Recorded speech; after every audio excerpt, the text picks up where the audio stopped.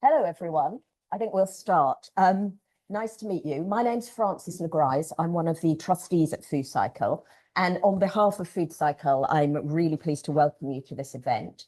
I want to thank everyone for being here and for their engagement with us, whether that's support, current support, future support, hopefully, or whether you're just here out of curiosity. You're all very welcome. I'm a keen volunteer at our projects, and I would like to say to anyone, if you would like to deepen your engagement with us or just satisfy your curiosity a bit further, please, if you would like to come and see one of our projects working in action, just come and ask one of us at FoodCycle and we'll set it up, because it really is helpful to see what we do and how we do it. I'll give you an insider tip. The after-school community dining event on the last night before the school holiday, it's not for the faint-hearted.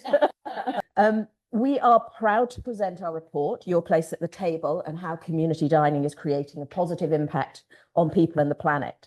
And as we're going to see, our report shows how timely and crucial this discussion is.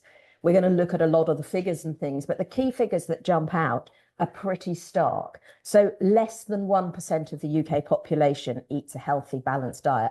That's going to include us. It's not a them problem, it's an us problem. 7.2 million people in the UK are living in food insecure households, and food waste contributes 15 to 30% of UK greenhouse gases.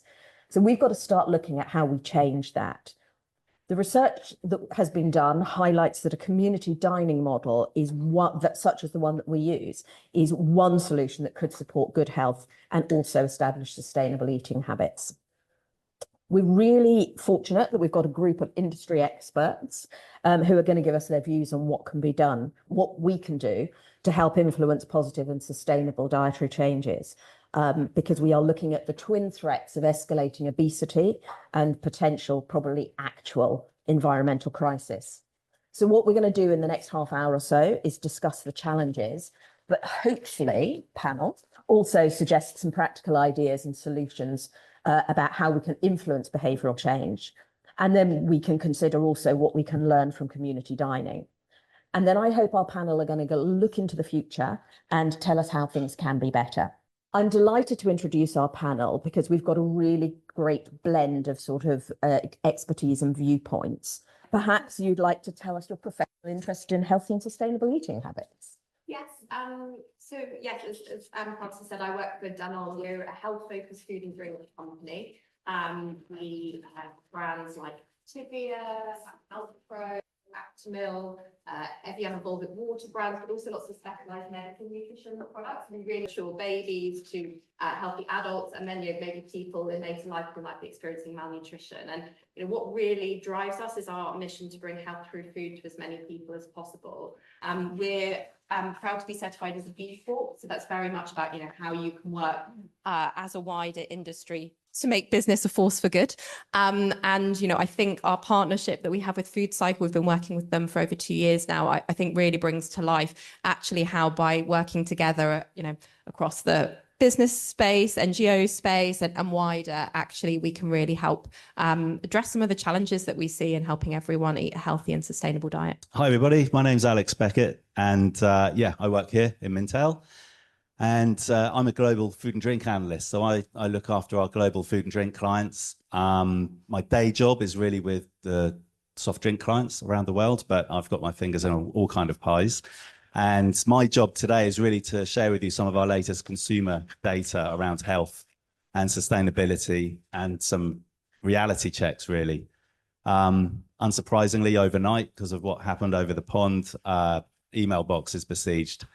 I think the level of overwhelm that we're seeing with food companies and drink companies around the world at the moment absolutely mirrors the overwhelm we're seeing with consumers. These are really tough times, but there are opportunities and positivity, as we know from what the amazing work that FoodCycle does. I was lucky myself to attend the Woolwich branch and see the great work they do there. So yeah, I'm going to be talking about the consumer trends today, and thanks for coming along. Hi everyone, I'm Sophie and I'm the CEO of FoodCycle. I'm very excited to be on a panel with so many brilliant minds to talk about something that we're really, really passionate about, which is nutritious food and sustainable diets. We bring people together over a gorgeous plate of food, and we foster connections and also inspire behavioural change. We very much see the front line of what's affecting people who are living in food poverty and isolation. And as Alex mentioned, we see the hardship, but we also see the joy. And I think that's what's so important about what we do, is actually how to make change and make a difference. There has to be light. And that's what we really advocate for. Thanks, Sophie. And I'm Elaine. I run the British Nutrition Foundation. My exposure to FoodCycle was going for Christmas lunch last year in Islington. And that experience has absolutely stayed with me. I'm such a convert to what you do. It's fantastic. The British Nutrition Foundation, if you don't know us, we're a small charity. Our purpose is to help prevent diet-related ill health through evidence-based nutrition science.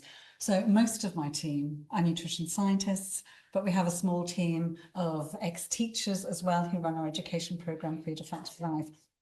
Coming to this issue, it's so relevant to us. Our science program has sort of 4 strands. The first of those is nutritional vulnerabilities. And so often when we're talking about diet-related ill health, we will talk about obesity, type 2 diabetes, cardiovascular disease, but we're also interested in the long-term impacts of chronic nutritional deficiency.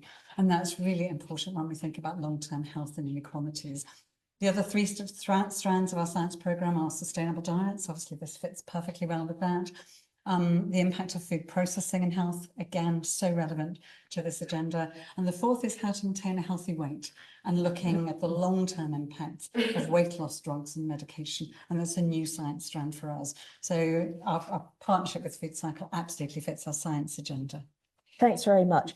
So I'm going to start off by asking, why are healthy, sustainable dietary habits important? You know, why can't we all sit on the sofa and eat chocolate hobnobs to our heart's content? Sorry, that's just me, I think, actually. And I think I'd like to start off with Elaine by asking what some of the key research findings are that support the need for healthier, sustainable dietary habits. Thank you. Well, the evidence base around what are called HFSS foods, those foods that are high in saturated fat, sugar and salt, is decades old now. We have an enormous amount of data to say why those foods, when we rely on them as a significant part of our diet, are associated with ill health. And when I talk about ill health, again, it's not just obesity. Sometimes we overlook the impact of underweight and nutritional deficiency, but also type 2 diabetes, cardiovascular disease, some types of cancer. And particularly when I talk about nutritional deficiencies, it's things like fiber.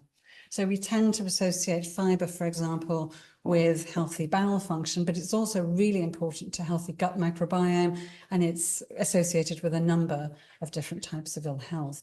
What we also see in the data is a very stark social gradient to ill health and diet. So people living in poorer communities are much less likely to be able to afford a healthy diet and have access to things like a large supermarket, to be able to access online deliveries, and to have at hand shops that sell healthy and sustainable food.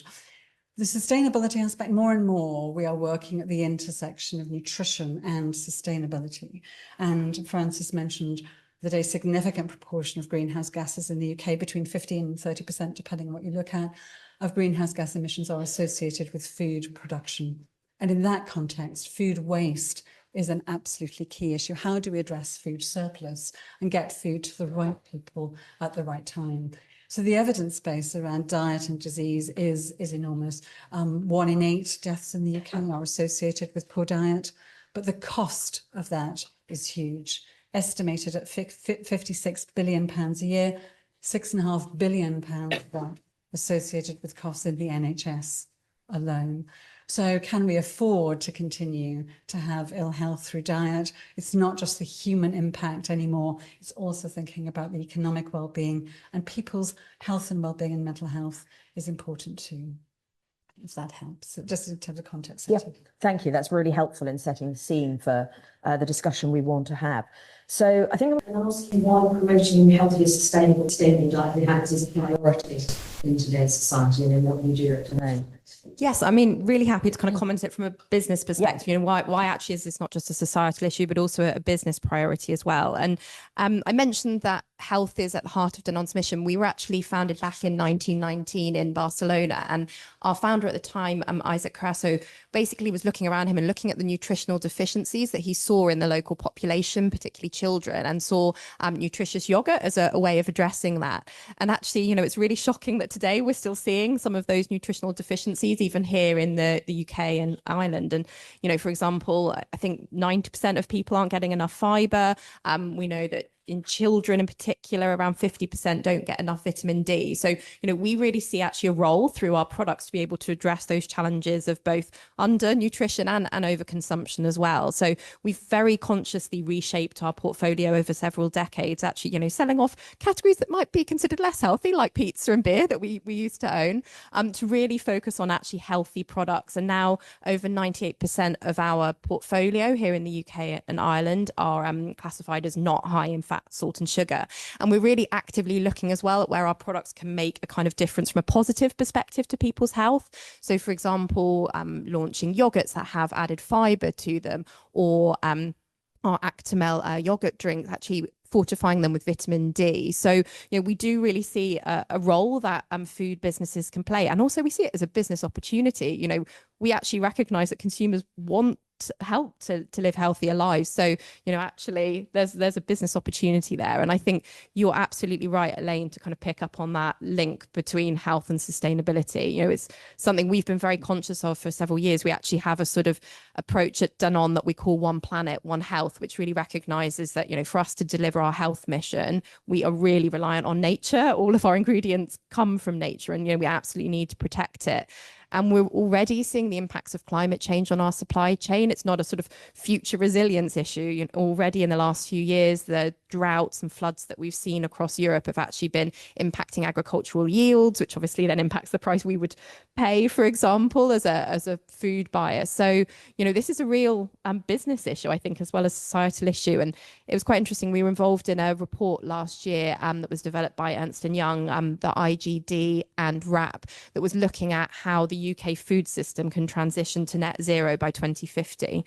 And actually that found that, you know, even with the huge efforts to decarbonize the food production system, actually, if we don't change diets and also address waste, that we won't be able to get there. And, you know, I think that's why we see it as really critical to work collaboratively with other organizations to address some of these challenges. And we're really pleased to be able to support the publication of this report, because I think it really helps to shine a light on what are those challenges that people are facing, particularly vulnerable groups that, you know, FoodCycle work with, to actually eating a healthy diet. So how can we shift, you know, from that 1% to, you know, hopefully closer to the 100%. So I'm really, you know, I think some of the findings of this report that, you know, I know Sophie will talk more about, can really maybe help us understand actually what some of the things that can overcome those barriers. That's really helpful. You've all touched on my next question effectively for you, but it would be interesting if you could just expand on it a bit, because my question is going to be, what challenges do businesses face when trying to balance commercial success with promoting sustainable and nutritious challenges? You know, you need us to want to buy your products effectively. So, you know, what are the challenges out there for you as a commercial business? I mean, there's definitely, I think, a need to take consumers with us on that journey. I mean, I think a really great example is when we think about reformulation and something like sugar reduction, you know, which is something we're very actively working on. If we do that too quickly and that impacts the taste of our products, people aren't going to buy them. They're just going to switch into less healthy alternatives. So, you know, we've been working over many years to sort of gradually reduce sugar in our portfolio. Since 2015, for example, in our yogurts, we've reduced sugar by 20%. But, you know, we need to do that gradually, and absolutely need to prioritize taste, because, you know, that's really important to consumers. I think the other thing is about how you make kind of healthy or sustainable products attractive. You know, I think a really interesting example is around plant-based alternatives. So, you know, as I mentioned, we own the Outpro brand, which in many ways I think was sort of pioneer for dairy alternatives in the plant-based space, and, you know, making them mainstream. And I think what we've really realized is that, yes, there's always going to be a kind of percentage of the population who will buy into the fact that, you know, it's better for the planet. But actually, what really motivates people is taste and health.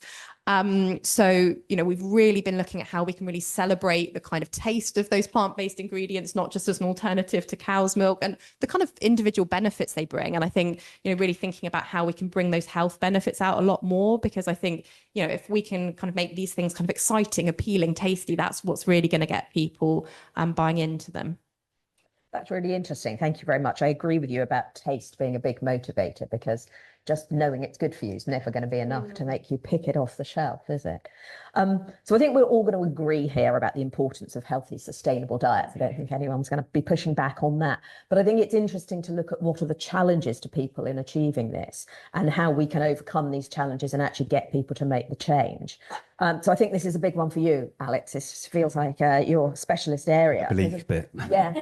So I think, you know, the question is, are consumers willing to change their habits towards healthier eating? And what are the obstacles in shifting behaviours? Absolutely, they're willing. It's just not as easy as that, is it? As we all know.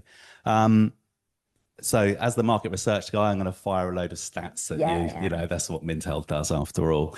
I think the first thing to bear in mind is that we're living in something of a mental health crisis at the moment. And I think that has to frame everything. So our data shows that 68% of Brits actually say they are mentally healthy right now. 16% say they're mentally unhealthy. But that 16% jumps to 24% of those with finances that are tight. So they're basically making ends meet, but just about. But it jumps to 42% of those who are struggling right now with their bills. And we all know what's happening with the cost of living crisis. It's going on and on and on.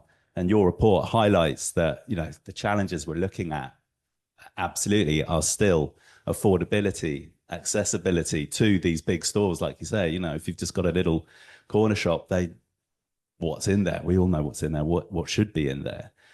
These food deserts. But I think the bigger thing is this sense of overwhelm, as I touched on just earlier.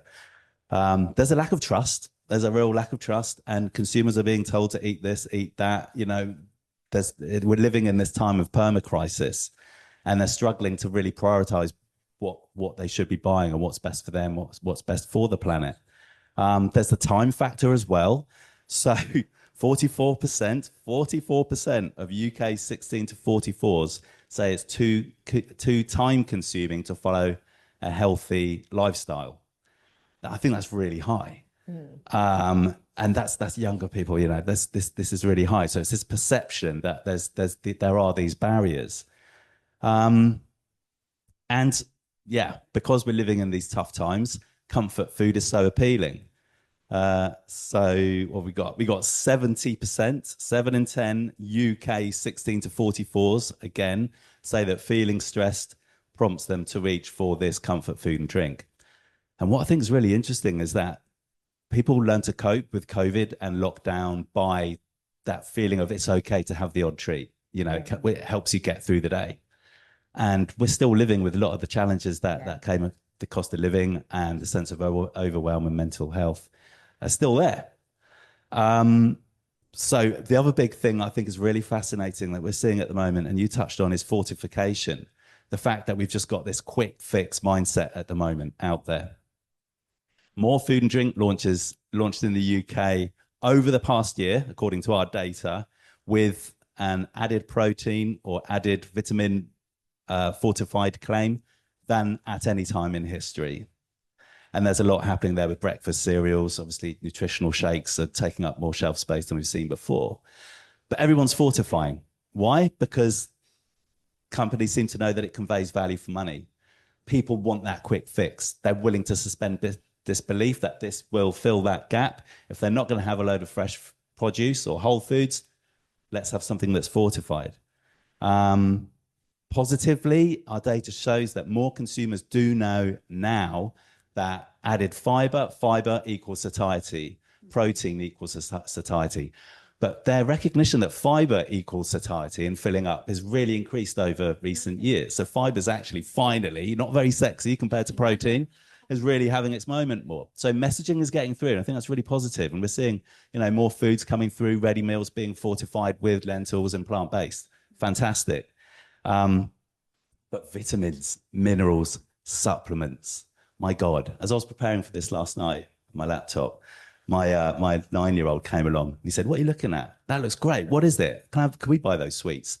They weren't sweets on my screens. It was the Trolls multivitamins for kids, right? Character licensing is flooding VMS, vitamins, mineral supplements. 19% of all vitamin mineral supplement launches in the UK over the past year were gummies. There's a big blurring between, gummies, sweets, filled with maltitol, filled with artificial sweeteners, a lot of glucose to taste good. Yes, they've got those fortified sort of claims, but my word, is that really what we want? The point is, though, and I'm going to stop talking in a minute.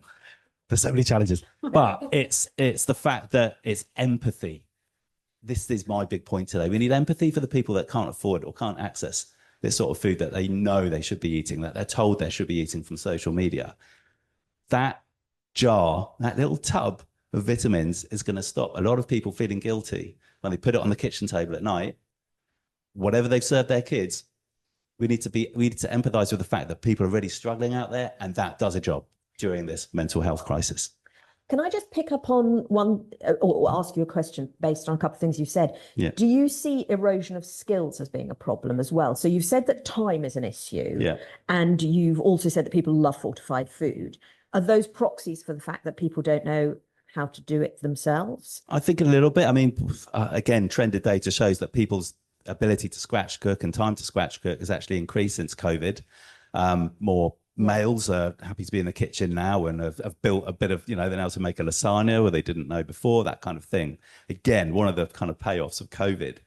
But yeah, time, stress, money, especially among the less affluent, where time is so much more precious. They're concerned about the energy. Remember, we spoke about it before, like people coming to FoodCycle, drinking so many cups of tea because they were scared to use the kettle at home, for God's sake. Time is so much more precious. They're concerned about the energy. Remember, we spoke about it before, like people coming to FoodCycle, drinking so many cups of tea because they were scared to use the kettle at home, for God's sake. But that is which is just interesting. So that when I volunteer at projects, the people doing the cooking are not my demographic. They're 25-year-olds, and they're really enthused. And I sort of went into this thinking, well, of course, nobody knows how to cook anymore because they don't have grandmothers who taught them how to do it. No, everybody cooking is fabulous, innovative, knows what to do with it. Yeah. So I just wondered if we've got a small group here or whether that's absolutely cooking is, look what's happening on apps. You got my 6-year-old knows how to make a sushi wrap because of the game on a smartphone when she nicks it. So that relationship with food is technology is a positive thing. There's a lot of negative things with technology, but I think this is one of the solutions we need to look at as well, with empathy, relatability, think more creatively about these solutions and how to bridge that trust gap and that making cooking a bit more easily and entertaining, really, and fun, for God's sake. So one last stat: weight loss drugs. I need to touch on that. We know there's a lot of challenges around weight loss drugs. In NHS, it says it'll be about 12 years before there's any chance of them rolling out here. People are being prescribed them at the moment a little bit, but 46% of UK under 35s are interested in using injectable weight loss drugs. 46%. They didn't have to agree with that statement. They could have said neither agree nor disagree. They could have disagreed. They agreed with that statement, and that was a consumer base of 2,000 people. It's staggering. Quick fix mindset. Can I just say something about skills? Sure. I think it's really interesting that, your 6-year-old is using that. In our schools program, what we see is there is a lot of interest, and more interest from boys than girls in food education, which is really interesting. But there are two real barriers. One is schools getting rid of their kitchens. The other is the cost of ingredients for food education. And in Scotland, you don't pay for your ingredients for a practical cookery lesson. In England and Wales, you do. And that can be an absolute barrier to children engaging. What we hear anecdotally from teachers is absenteeism on the day that practical cookery is being done. So FoodCycle going into schools couldn't support it more, and how we can link that to food education in schools and practical cookery to help promote those skills. Yeah, no, I would agree. We've definitely seen that in our school's impact survey, that parents were saying actually they were so grateful for the service because they were no longer having to borrow money for food to feed their children, which is in 2025 is quite a stark thing to be facing, for sure. That's really interesting, Sophie, because I was going to come on to you and sort of say, from your experience, what are the barriers which sort of preventing communities and the people who come to our projects, what are the barriers preventing them accessing nutritious food? And then sort of a look at how we overcome those barriers. Perhaps you could talk about, you know, the barriers from accessing on a community level, and then just sort of touch on the differences with the schools project. Yeah, absolutely. I mean, I think it's sort of touching upon what Alex said about sort of the overwhelm and mental health crisis that our guests face. I think there's sometimes a myth that people don't know what healthy food is. I don't think that is the case. I think people are very well educated, but choice and experimentation in food is a privilege. Yeah. And when you're on a really tight budget, if you know what is going to feed your family, what's going to feed yourself, and you know you like it, because again, it's all food should be joyous, it should be tasty, that's what we want it to be, you're not going to experiment, because if you experiment and you don't like it, you don't have the resource to then have something else. So it's a big risk to do that at home. And then in terms of the sense of overwhelm, I always kind of use the toast analogy, which I shouldn't admit to, but I know when I have a really busy day at work, I have, you know, rushed home, done the kids, it comes to my dinner and I think, do you know what, I'll just have a bit of toast, because actually the mental capacity of opening that fridge, looking in that cupboard, putting something together, that's a lot. And I have quite a nice life in terms of things that are going on. So if you add in financial pressures, if you add in ill health, if you add in mental health pressures, actually that expectation to then do something, that is another mental load. That's another thing for you to have to decipher and to fix. And then the ability to cook at home. We had some really stark survey results back from our November survey where 40% of our guests don't actually use or have access to an oven. So even their ability to make something. So that's why our projects are so crucial, because that could be their only hot meal that week, because they actually don't have the provisions at home to do so. So there's lots and lots of barriers, but I think where it comes back to and the opportunities is thinking about that trust, actually. So what we do at FoodCycle is we welcome someone through the doors. We're really pleased to see them. There's no questions asked. We're not asking you to prove your need. You're not having to have any kind of referral. Everybody is welcome. Genuinely, everyone is welcome, because it's a community event. We're all about breaking down that stigma of actually crossing that threshold and coming in. But then we have really smart, amazing volunteers. We have around over 8,000 people every week who give back to their communities. And they're really into food. Yeah. And we give them nutritional training, and they sit down and they eat with our guests and they have a chat. And I think it's that trusted partners and how you get that information and how you bring those conversations. So you've got a plate full of chickpeas and lentils and you're thinking, oh, heck, what is that? We can have a talk about that, and we can say, oh, actually, you know, it's really good if you add a bit of carrots and celery in this, and you can, you know, make it into a ragu, or you can, you know, or you can make a lentil dish of dal, and these are the spices. So actually that engagement and that invitation to talk about food and have a trusted, welcoming chat, we really see that behavioural change. And that's what was also showed in the BNF report as well. So there's a concept called the combi model, which is capacity, opportunity, motivation, which leads to behavioural change. And what we do is we facilitate that capacity and opportunity by being there every single week, being open, being welcoming, giving them food to try for free. There is no financial requirement there. And then actually it being fun and engaging. I can't stress enough what we do. And I think what's so crucial is that social side. We're people, we want to engage. And actually, you know, if you're trying to try something new or you're wanting to do something, you're going to do it if it's easy and it's fun. And so that's what we try and emulate at FoodCycle. I think that's really interesting, the point you made about experimentation with food being a privilege. And that's something that we're picking up a lot from the schools project in particular, is people saying, this is de-risking getting my child to try something new. This is, I am not investing in this economically or emotionally. I mean, I'm sure we've all had the time of making stuff for children and you're just like, yeah, no thanks. Every week at my house. And that's something where we see a lot of. I think the other point is probably worth, it makes it sound like our food is very worthy when we talk about plates of chickpeas and lentils and getting people to it. There is always a pudding, which is virtually always an apple crumble or sponge, always custard. And actually, but that comes back to the fact it's always a fruit that we have in surplus, crumbled and given some custard or whatever. But that comes back to we are giving people something comfortable and something that they know something about. Do you want to just touch a little bit more on the schools thing, because it is so interesting as to what we're trying to achieve? Yeah, absolutely. I think we're trying to do a number of things within schools, which is basically taking the model that we've been doing for the past 15 years in community dining, which is bringing communities together and using that community engagement piece to inspire change. So we were like, oh, we're really good at this. How do we do more? Because we always want to do more at FoodCycle. So we've looked at schools, and the key there is that we're focusing on families and children, because a lot of the families that were coming to our existing projects, so we served 11,500 community meals to children last year in just our normal existing projects. Parents were telling us, I'm skipping meals so I can feed my children. And we also had a fantastic research report from the Food Foundation, which I cannot stop thinking about, saying that, you know, our counterparts in Europe, children, they are 3 centimeters taller because of poor nutrition. So we really could see something that we could give as a tangible result into kind of making a difference there.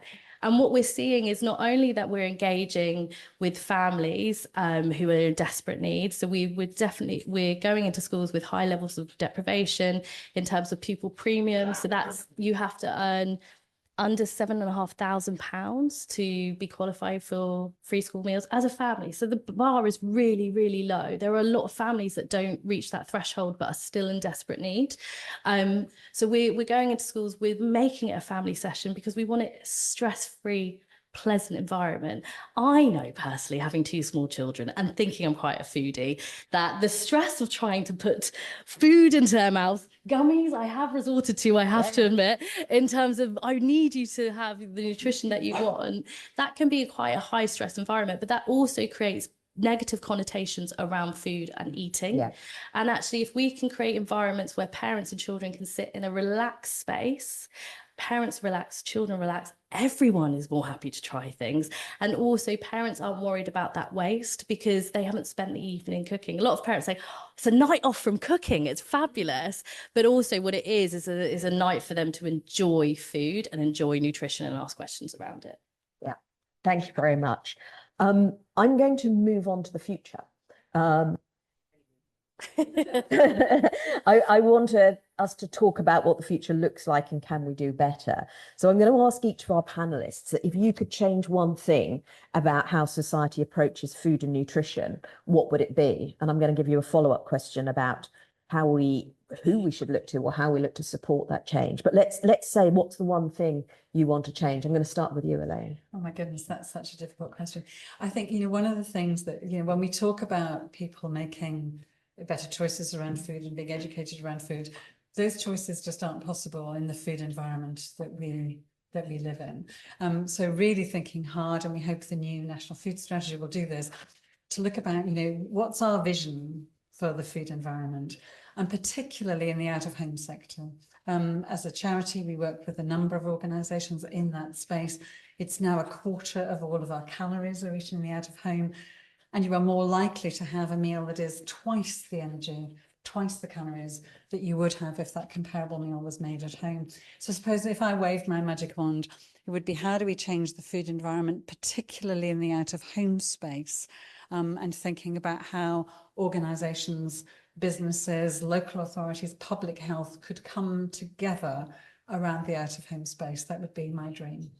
Do you want to touch a bit on food policy and how that could help us? Well, I think we've got, you know, we have regulations around those HFSS foods. We will see more restrictions coming in around that in October, which we absolutely welcome. Asking organisations like Danone and other companies to report on their data in terms of what their portfolio looks like and how that changes over time is hugely important. And at the BNF, we'd like that reporting to be mandatory. So thinking about how we can use those levers are really important. And that may influence reformulation, it may incentivize reformulation. We've talked about reformulation as well. That's really key. So how can we provide products that don't require behaviour change, but that are healthier and more nutritious in themselves, I think is key. Behavioural change by stealth. By stealth, absolutely. And has the putting calories on menus had an effect? You know, we haven't seen, when we've talked to organisations in that space, I think there are some groups of people who will look at those calories and maybe make a different choice. But for the majority, I think people feel, particularly in the current climate, if you're going out to eat and it's expensive, you want to be able to feel like you can indulge. Yeah. And I know you're going to go on to ask the other panelists. I just wanted to say a little bit about the impact of FoodCycle, though what we have seen is FoodCycle is changing behaviour. People are eating more fruit and vegetables, a greater diversity of fruit and vegetables, are more likely to try them to cook at home, being inspired by their experience. So, you know, part of the future, I think, of FoodCycle is it's changing behaviours and can really contribute to a changing landscape in food. Music to our ears. Obviously, we didn't even get to. That wasn't part of our briefing. So the mic, thank you. The mic has come to you. So if you could change one thing about how society approaches food and nutrition, what's it going to be? I think for me, we talk about food poverty, but food poverty is poverty. It's a wider entrenched thing. So we have to look at the wider sort of systematic change that we want to make. In the last 20 years, we have seen our poverty rates in the UK carry on going down. We haven't seen an uplift. So that's a really long time that we've seen as a nation the effects of poverty and therefore food poverty and food insecurity. So that's quite a big magic wand race there. But I also think what we really advocate and believe in is it's the social side of food that is so important. So when we're talking about diet and when we're talking about sustainable diets and behavioural change, we can't separate it from the people that are eating it. We've got amazing science and academics information, but it is that culture around food, it is that sharing, it is that ability to connect, I really think is what makes the difference. So I would love to see much more of an emphasis when we're talking about food strategies about that social side and social connection in terms of inspiring change. So the sort of sub question was who we should look to support that change. Who is that? Where is that coming from? You want to see emphasis on the social side of eating, but where's that emphasis going to come from? I think it comes from all of us. So Okay. From a very sort of societal level, we often say in the UK that we don't have that culture of eating together. We have Gabrielle from the Italian Embassy. There's very much the culture there in terms of eating together and lovely long lunches. But actually we do have that in essence. We have loads of community centres and village halls, and post World War II, we had these community dining spaces that was current. We do have that. We love a long street party, you know. So it's actually for us as individuals, I think it's looking at that culture and looking at that space and how we get comfortable with sharing meals and making that more part of our day. I think it's definitely looking at policy. We have to invest in the infrastructure to enable stuff like this to happen. And also we have so many brilliant people like BNF, like lots of other charities working in that food space. It's working collaboratively and sharing all that insight to make positive change. Thank you. So if you pass the baton to Alex, Alex, if you could change one thing about how society approaches food and nutrition. I think it's a really profound point about might seem simplistic, but the creation of a space. It's just so important right now. But for me, a bit left field, but I just think role models, people are yearning for heroes right now. There's such a culture of alienation and disillusionment, especially among younger people.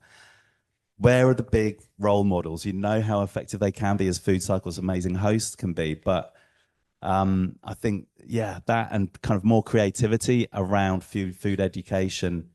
If it's relatable for kids, then it's going to be relatable for parents and older people. And I think we can harness this young, very activist young generation that's coming through, which are more ethical than older generations and probably more angry and frustrated, and we can channel that. But we need creativity and needs fun.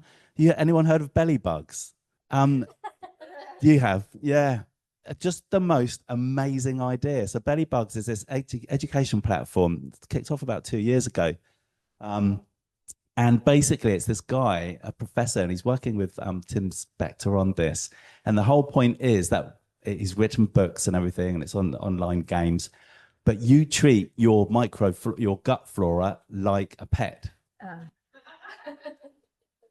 It's phenomenal and it's effective. And how creative is that? It's amazing and it works. So yeah, that's my magic wand.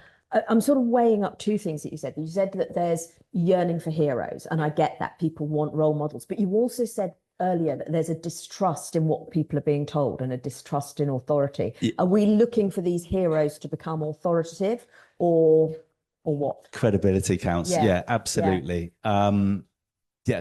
What I'm seeing is the Andrew Tates of the world are having such a huge impact on young male dietary habits right now. Andrew Tate is even affecting people's diet. That manosphere. Yeah. Absolutely. Young male 16 to 24s are so much more likely to claim they're eating healthily than young female 16 to 24s. I haven't got the stats on that notepad, but it's stark, and it's about extreme protein.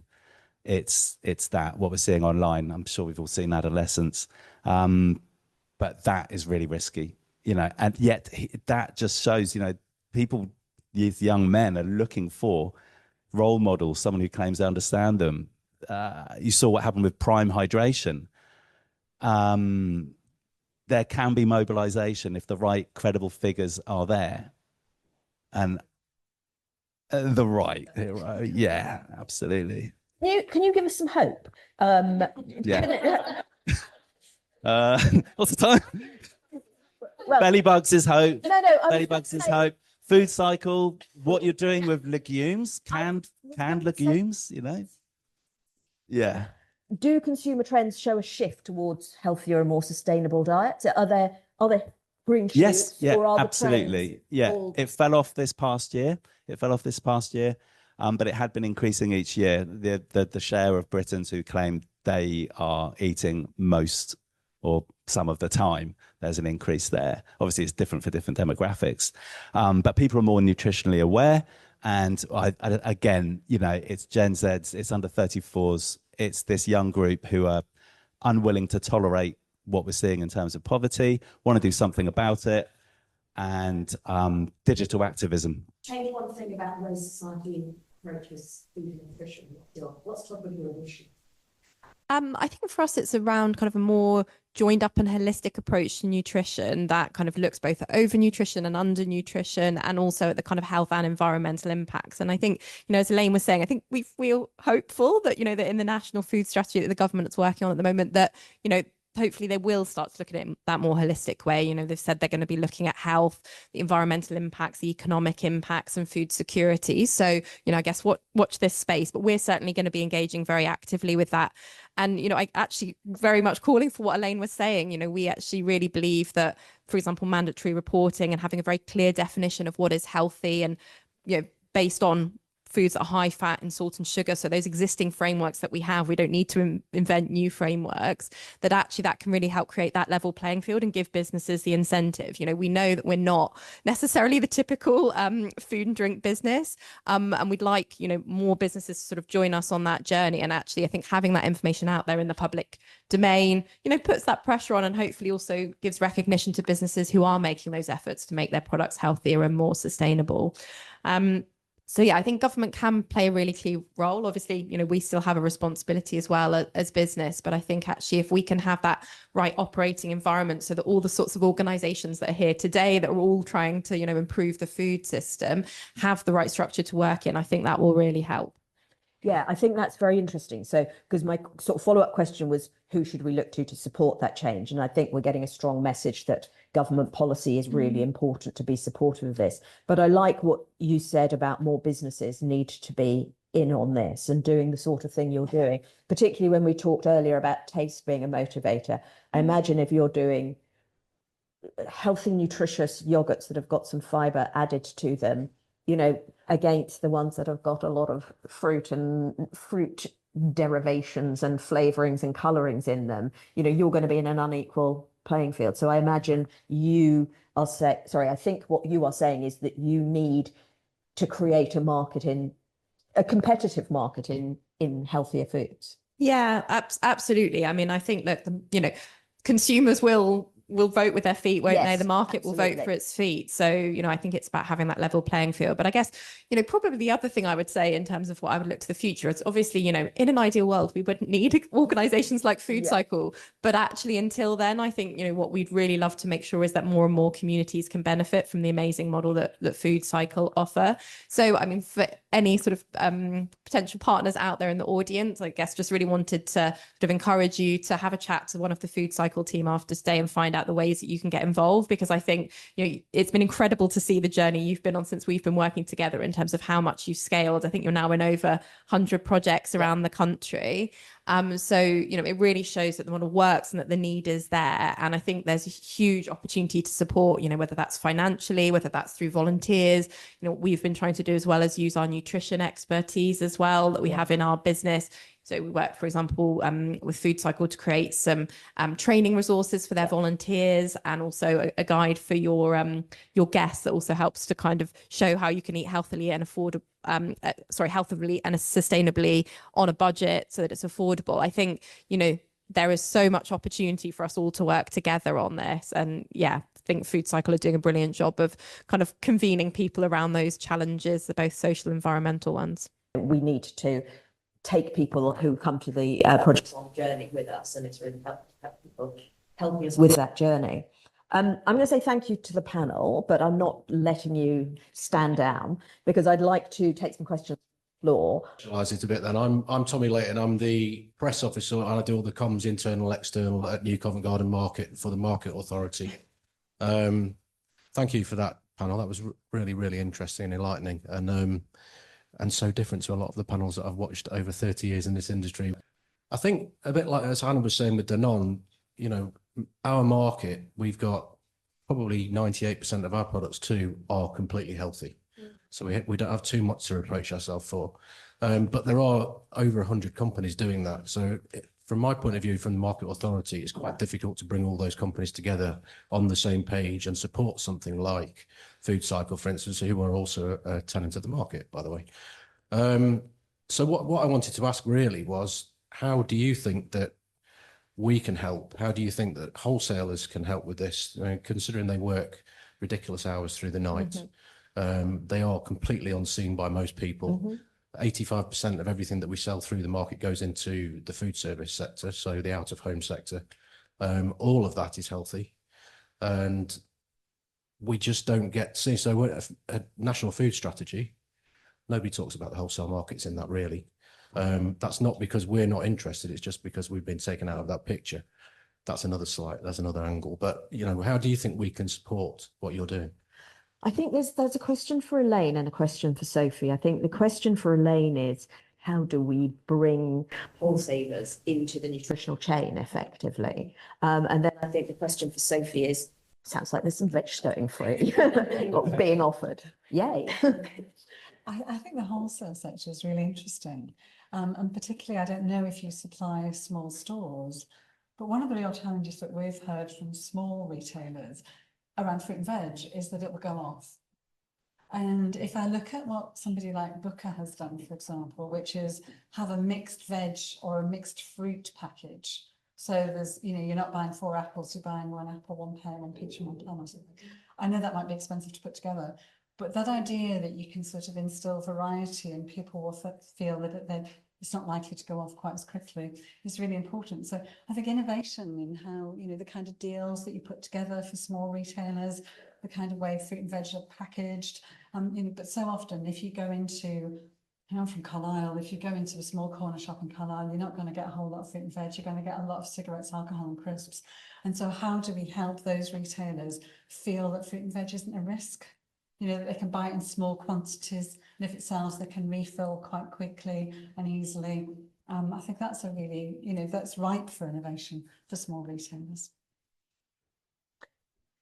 Yeah, and I suppose in terms of the context of how do you kind of unite all those amazing businesses who are doing brilliant things, I suppose again it falls back into the essence of community. What you have and the power that you have is a really strong community of businesses who are really knowledgeable about their produce. So many moons ago I used to work in catering and I used to frequent markets at silly hours to pick up fruit and veg, and when you go and you speak to the market holders and you see what they're producing, they know all the seasonality, they know kind of the origins, they know their products really well.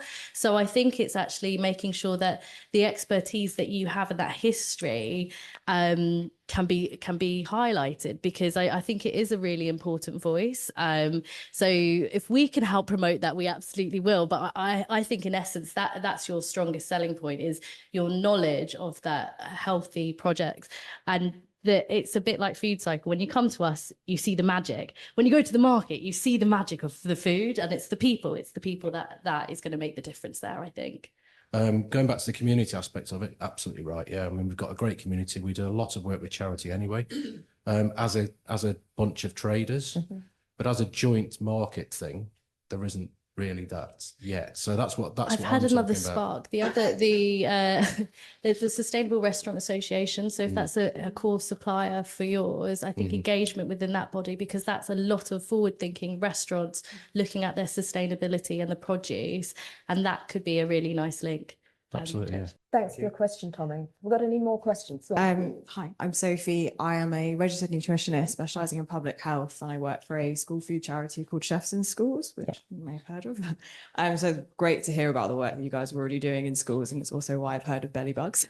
But yes, so one of the biggest, but I mean, I know this is kind of more about influencing people at an individual level, but one of the biggest barriers we have with working with schools is getting the SLT, the senior leadership, on board. Yeah. So I guess my question is, how do we influence at a higher level to get the decision makers to see the importance of that good school, well, good food culture anywhere in any kind of sector, especially in schools?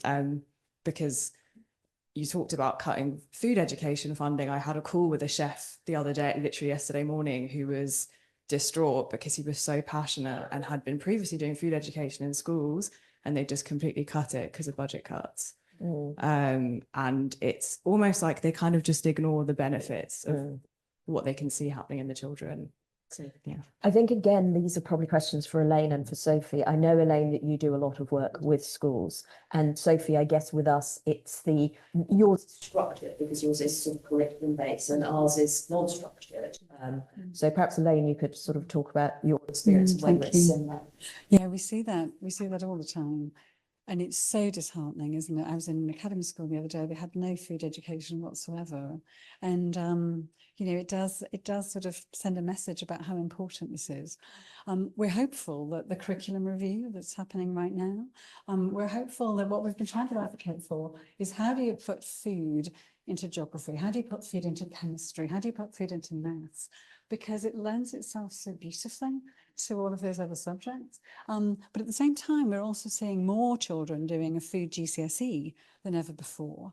And we don't have an A-level in England, so there's no progression. And then we see that at the university end, where there are fewer people applying for food science and food technology degrees than there were before. So I think that's a real gap in our education provision. But advocating, finding creative ways to put food into other subjects is something I'm absolutely passionate about. I'd love to see the curriculum review promote that more. So have we found resistance from schools that they're a bit like? Well, we've sort of gone, again, I'm going to bang on about the people angle in terms of that's how we've gone in it. So one of the questions that we ask, and what we're hoping is actually building community. So one thing that we saw when we were exploring this move into schools was actually that the school used to be a trusted centre where families and that was the hub, that was your social hub of community. COVID happened, lots of things changed in terms of people's opinions of school, the trust in school went down, and you see that in student attendance massively dropped. So what we offer when we approach schools is we actually say, well, let us build your community back. Let's make positive experiences in the school space, not necessarily connected about school. So you start having, oh, I'm in the school hall, this feels nice, maybe other things in school feels nice, and we build that trust by that. So you sort of coming around the back door. And what we saw in terms of asking the families who engaged coming to our meals, they said that they were more likely to engage in other school initiatives since coming to FoodCycle, which is a massive win for that senior leadership team, because they're wanting those children, they're wanting those families, particularly families who aren't engaging with them, who they have can give more support. I think that's been a really effective statistic and case studies to show with management teams in terms of engaging people in. It's really helpful. Thanks for your question, Sophie. That's really sparked some good discussion. Is Jake here?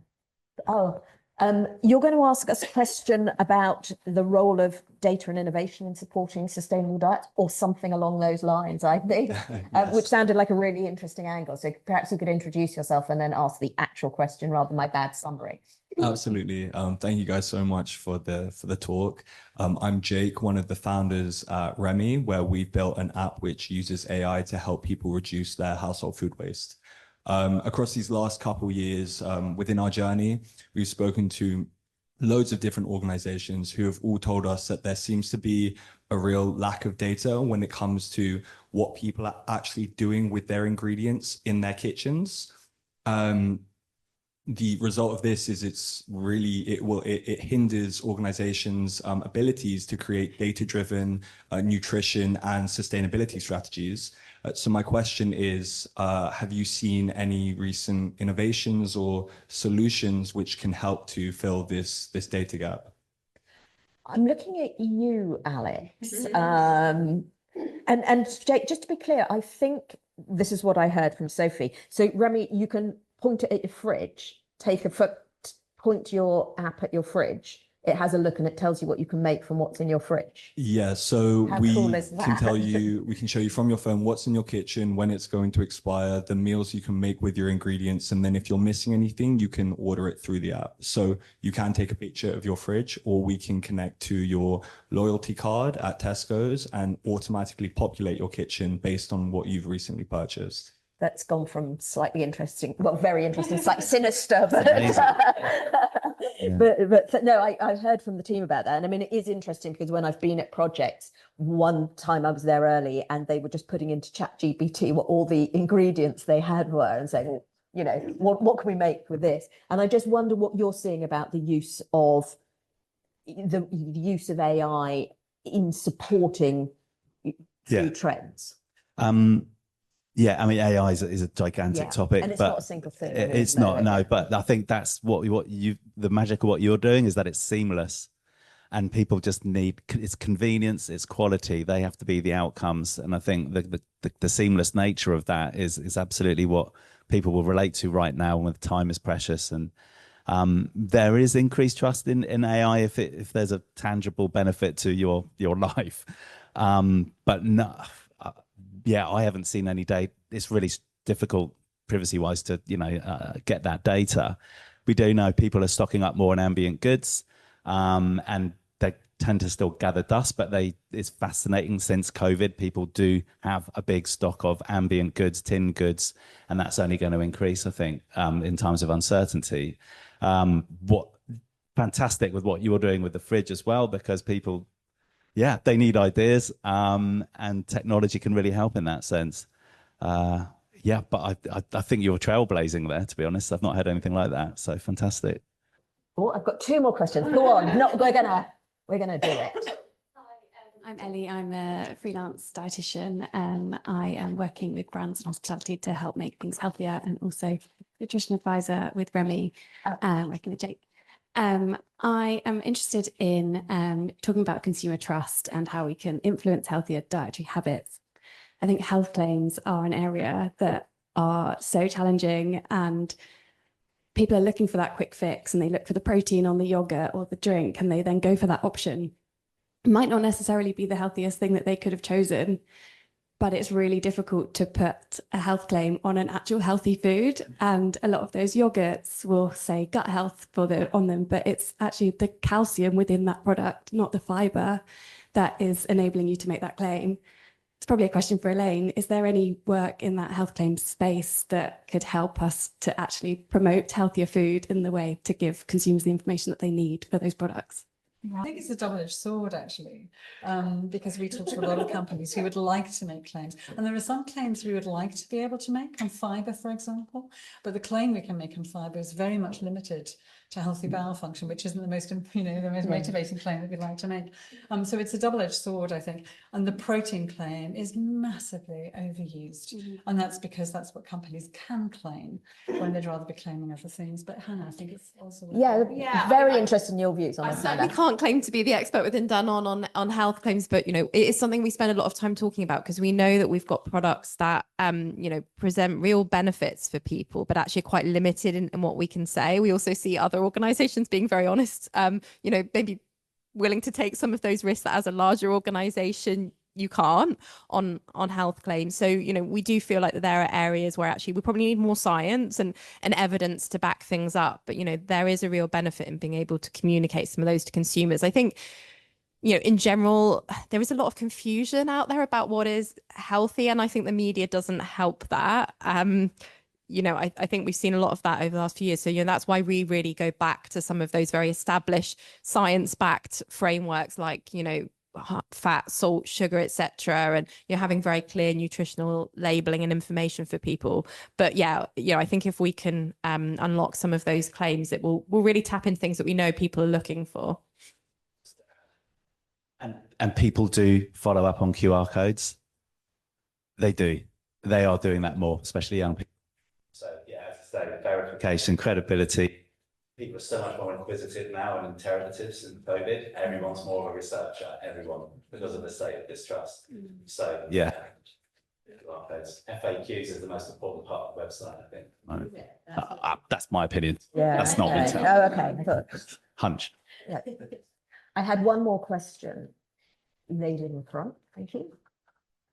Hi, I'm Catherine Markwell. I am from the University of Leeds, but I had a question, because when I teach students about food insecurity, you put up the government measure and it all looks like the picture's fine. That was only brought in 2019. But when you look at the charitable third sector, you can see this increase in demand. So I was wondering, as part of the national strategy and the advocating for change, if perhaps we need to change the measure as part of that. I was wondering people's thoughts on what's missing from the measure. Yeah, I think I'll start and then I can pass around. We've definitely seen a year-on-year increase. So from last year, we've seen a 30% increase of guests attending our projects.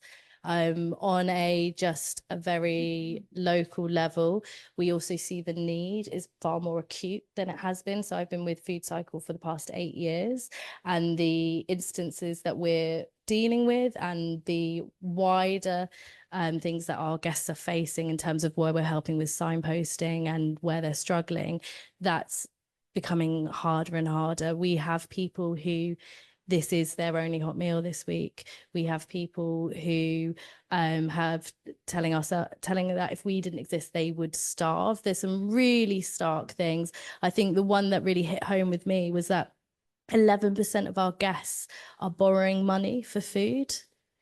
That's to feed themselves. So that's something that everyone has to do every single day. The fact that you are going into debt and having to borrow money to feed yourself is staggering. And so we are definitely seeing that.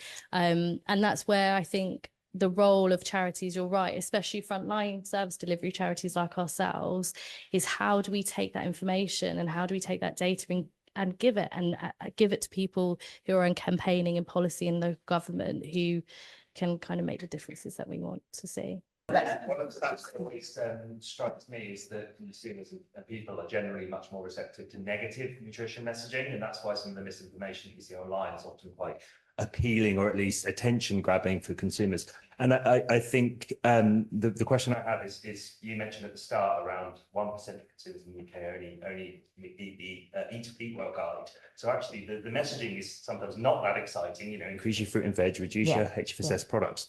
How do companies like Danone break through some of this more engaging nutrition messaging? How do companies like us break through some of this more negative misinformation online and share some of the basics, you know, around the Eat Well guide and some of these more simple messaging and make it attractive to consumers to combat misinformation? I mean, one of the things that I think is really interesting, I've seen lots of people celebrating beans a lot more recently, which I think is a really great example of where that, you know, one of those foods and, you know, that hits that sweet spot between being healthy, sustainable, affordable, etc. So I think that there are examples out there where we can kind of make things a bit more sexy, a bit more exciting.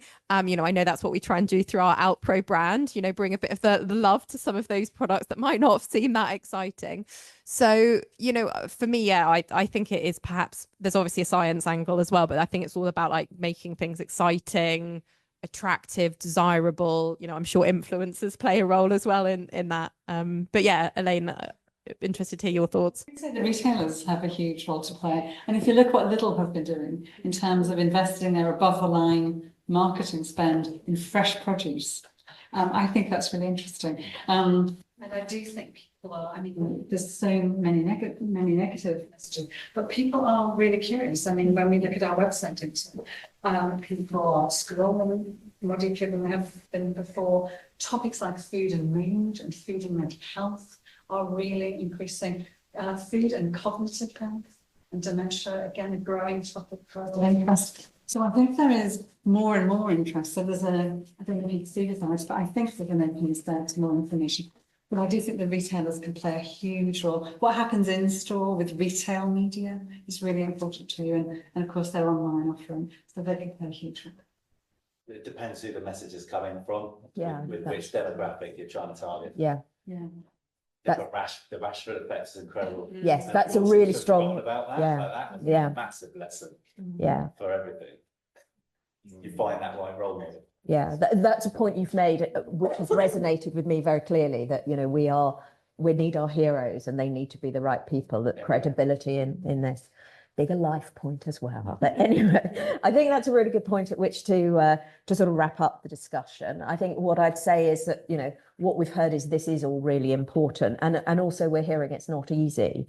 The reason for inadequate diets, I think we all know it's multifactorial, and when things are multifactorial, we're not going to find a single solution to it. But what we're looking for probably is a large number of good inroads into the problem. And I think we've heard some really good sort of ideas for inroads as well. And with my FoodCycle flag waving, I'd say that community dining is definitely, you know, one of those. I'm going to leave it to Sophie to say a bit more about that and to say a little bit more about FoodCycle. But before I do, I'd like to thank the panelists for their really thoughtful and interesting contributions. And I'd like to thank all of you on your own behalf, but I'd also like to thank you on behalf of the respective organisations for the help and support that they give to us. And please know that we're very grateful for that. So, Sophie, would you like to wrap up? Yeah, absolutely. So I would echo, thank you so much for such an engaging talk. It's so lovely to be surrounded by so many smart, intelligent people working in the food sector, because this is what it's about. It's bringing different communities together, different ideas, and having inspiring conversations. A big thank you to Francis as well for being an excellent compere and sticking to time so beautifully, which is amazing and not an easy feat at all. I always want to say thank you to you for coming today. This is kind of a new thing that we're doing in terms of panel talks and discussions, and it's so lovely to have so many engaged people, knowledgeable people working in the sector, and hopefully we can continue these conversations afterwards. I also want to say thank you to Mintel again for hosting. What a gorgeous venue. And another special thank you to Danone for commissioning this piece of research. It's so lovely to come back and point at another body of evidence of why we think community dining is so brilliant. So please, as kind of to echo Francis at the beginning of this, come to a project. We're in over 100 locations all over England and Wales. I always wax lyrical about it, but it really is magical when you come see it. So come eat with our guests and see the difference it can make. And thank you very much.